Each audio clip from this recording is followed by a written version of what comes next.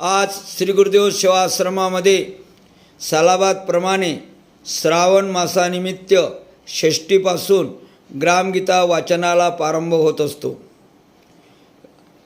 आणि 41 उपासकांना ही संधी मिळते। त्यामध्ये 21 पुरुष 20 महिला दैनंदिन पुरुष सकाळी 9 वाजता ग्रामगीतेचं एका अध्यायाचं वाचन करतात, दुपारी महिला मंडळ एका अध्यायाचं वाचन करतात, त्यानंतर संयुक्त सामुदायिक प्रार्थना होते। असा हा 21 दिवस कार्यक्रम चालतो। 21व्या दिवशी अर्थात 12च्या दिवशी या ग्रामगीता ग्रंथ वाचनाचा समारोपीय कार्यक्रम आणि प्रवचन हरिभक्तप्रधान श्री प्रभुदासजी वानखळे महाराज यांच्या अमृतवाणीतून होते। नंतर महाआरती आणि महाप्रसादाचा कार्यक्रम होतो। यामध्ये 41 लोकांना आपण संधी दिलेली आहे।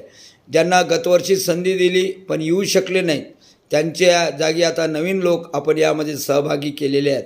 मला अतिशय आनंद होतो की या अकोला शहरामध्ये मी आवाहन केल्यामुळे 56व्या पुण्यतिथीच्या निमित्तानं 56 उपासक आपापल्या घरी ग्रामगीतेचं वाचन करत आहेत। आज सायंकाळी 7 वाजता गजाननदादा पाठक यांच्याकडे श्रावण मासानिमित्त आणि वडिलांच्या स्मृतीनिमित्त सालाबादप्रमाणे सामुदायिक प्रार्थनेचं आयोजन आहे।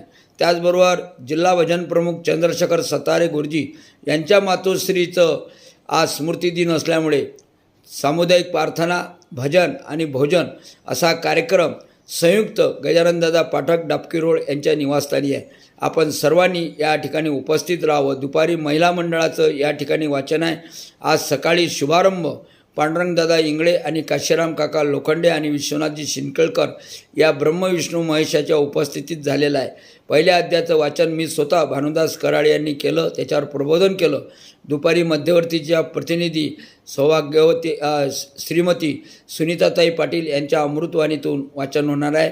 आपण सर्वजण या कार्यक्रमामध्ये आता 21 दिवस सहभागी व्हा अशी विनंती करतो। सगळ्यांना धन्यवाद देतो, आपले सर्वांचे आभार मानतो।